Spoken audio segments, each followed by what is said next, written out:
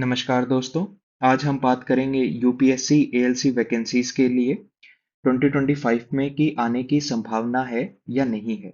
आपने काफ़ी YouTube videos देखी होंगी रिसेंट में जो कि क्लेम कर रहे हैं कि अब की बार यूपीएससी एएलसी के लिए 60 प्लस वैकेंसीज आने की संभावनाएं हैं। आज हम देखेंगे कि सच में 60 प्लस वैकेंसीज आ सकती हैं या नहीं आ सकती हैं। जो ये वीडियो है वो बेस्ड है आरटीआई के ऊपर, जो कि ministry of labour and employment को फाइल किया गया था, एंड उनके रिप्लाई डॉक्यूमेंट के बेसिस पे ही ये पूरी वीडियो बनाई गई है। इसमें एज सच मैं कोई अपनी एजम्पशन नहीं ले रहा हूँ। जो फैक्ट्स हैं उनके बेसिस पे आज हम डिस्कस करेंगे। तो जो मैंने आरटीआई फाइल की थी उसमें मैंने 7 क्वेश्चंस पूछे थे। जो आरटीआई है इसमें आप देखेंगे कि इसमें मैंने एएलसी प्लस एलईओ दोनों वैकेंसीज के लिए क्वेश्चंस पूछ रखे हैं, बट हम इस वीडियो में सिर्फ एएलसी के बारे में बात करेंगे कि एएलसी के रिगार्डिंग कितनी वैकेंसीज आने की संभावनाएं हैं या नहीं है। तो आप देख सकते हैं पहले क्वेश्चन में मैंने पूछा कि कितनी वैकेंसीज हैं एएलसी के लिए। ये मैंने आरटीआई फाइल की थी 8 फरवरी को, तो इसीलिए यहाँ पे आपको डेट 8 फरवरी की दिखेगी। जो सेकंड क्वेश्चन था वो मैंने पूछा था वैकेंसीज कितनी है एलईओ के लिए। जो थर्ड क्वेश्चन है उसमें मैंने पूछा था कि जो एएलसी की वैकेंसीज हैं वो डायरेक्ट रिक्रूटमेंट चैनल के थ्रू फिल होंगी या कैसे होंगी। फोर्थ क्वेश्चन सेम एलईओ के लिए पूछा गया था। फिफ्थ क्वेश्चन है था कि जो एएलसी की रिक्विजिशन है वो अंडर प्रोसेस है या नहीं है ministry of labour and employment के द्वारा। और जो सेवंथ क्वेश्चन है, सिक्स्थ जो हमारा एलईओ के रिगार्डिंग सेम क्वेश्चन था, सेवंथ था कि जो रिक्विजिशन है एएलसी और एलईओ रिक्रूटमेंट के लिए क्या ministry of labour and employment द्वारा यूपीएससी को भेजी गई है या नहीं भेजी गई है। तो आज हम रिप्लाई डॉक्यूमेंट के थ्रू इन क्वेश्चंस के आंसर्स देखेंगे। तो हम ये हमारा आरटीआई का रिप्लाई है, ये हमारा आरटीआई का नंबर था जो कि 8 फरवरी टू 2025 को हमने फाइल किया था। तो सबसे पहले इन्होंने पॉइंट नंबर 2, 4 और 6, 7 के लिए इन्होंने बोला कि जो आपकी आरटीआई एप्लीकेशन है जो कि एलईओ के रिगार्डिंग बात कर रहे थे, जो हमारे क्वेश्चंस थे एलईओ के रिगार्डिंग, वो ट्रांसफर कर दी गई है चीफ लेबर कमिश्नर को, क्योंकि वो प्रॉपर अथॉरिटी था।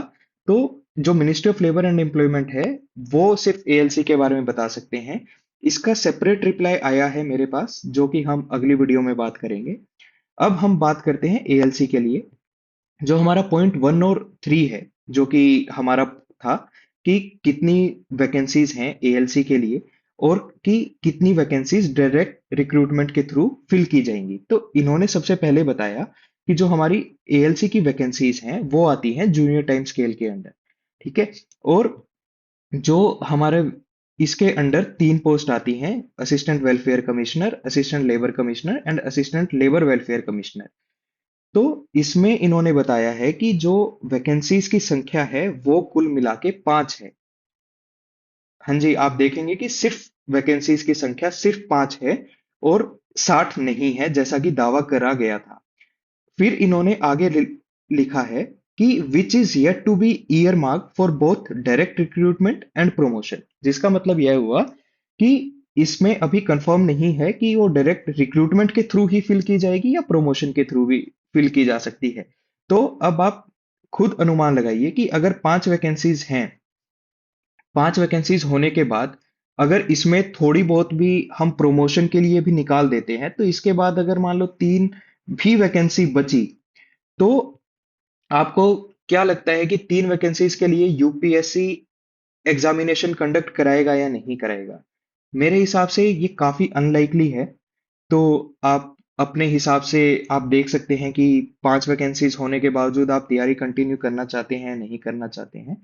अब हम नेक्स्ट पॉइंट पे बात करेंगे, पॉइंट नंबर 5 एंड 7, जो कि हमारा था कि जो रिक्वेजिशन है एएलसी रिक्रूटमेंट की वो अंडर प्रोसेस है ministry of labour and employment में, या फिर जो हमारी जो वैकेंसीज हैं उसके लिए रिक्वेजिशन यूपीएससी को भेजा गया है या नहीं भेजा गया है। तो सीधा मिनिस्ट्री ने रिप्लाई करते हुए बोला है कि no proposal has been sent to UPSC. ठीक है। तो अब इसका मतलब क्या हुआ कि अभी तक यूपीएससी को रिक्वेजिशन नहीं भेजा गया है। आप खुद देखिए कि और सिर्फ 5 वैकेंसीज के लिए रिक्वेजिशन भेजना बहुत मुश्किल है। फिर इन्होंने आगे ये बताया है कि आप भेजने वाले हैं या नहीं भेजने वाले हैं, तो इसका इन्होंने बोल दिया है कि हम मतलब कि ये वाली चीजें हम क्रिएट नहीं कर सकते हैं जिनका हमारे पास आंसर नहीं है, इंफॉर्मेशन। कि बेसिकली अभी उस चीज पर डिसाइड नहीं हुआ है, जब तक डिसाइड नहीं हो सकता हम अपनी तरफ से कुछ भी इंफॉर्मेशन बना के आपको नहीं दे सकते हैं। ठीक है, और इसीलिए इन्होंने कहा है कि हम जो रिप्लाई, जो क्वेश्चन था आपका, हम उसके लिए, जो आपका क्वेश्चन था हाइपोथेटिकल जो कि अभी नहीं हुआ है, तो हम उसके लिए कोई रिप्लाई नहीं दे सकते हैं। तो आपने देख लिया कि जो एएलसी वैकेंसीज के लिए जो हमारे अ, बाकी यूट्यूब वीडियोस पे बात की जा रही है कि 60+ वैकेंसीज आने वाली हैं या नहीं आने वाली हैं। तो अब वैकेंसी की संख्या ही 5 है, तो 60+ वैकेंसीज आना बहुत ही बोल्ड क्लेम बोलूंगा मैं, जो कि हाईली इम्पॉसिबल है कि 60+ वैकेंसीज फिर भी आएंगी। तो अब आप ये पूछेंगे कि एलईओ के लिए हम एक्सपेक्ट कर सकते हैं या नहीं कर सकते हैं। तो आपसे मैं यही बोलूंगा कि ये वीडियो एएलसी के बारे में थी। जो मैं नेक्स्ट वीडियो लेके आ रहा हूँ वो हमारी होगी एलईओ के बारे में, जिसमें मैंने एलईओ के रिप्लाई के बारे में बात की है। तो उससे आपका ये क्लियर हो जाएगा कि आपको एलईओ के लिए प्रिपरेशन कंटिन्यू करनी चाहिए या नहीं करनी चाहिए। अ, पूरी वीडियो देखने के लिए आपका बहुत बहुत शुक्रिया। मैं उम्मीद करता हूँ कि मैंने आपके क्वेश्चंस जो आपके मन में थे वो मैंने एड्रेस किए होंगे और उनका सोल्यू मतलब आंसर देने की कोशिश की होगी।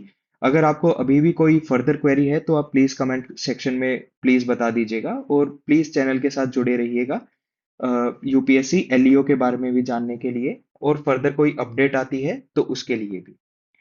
आपका बहुत बहुत धन्यवाद। Have a good day.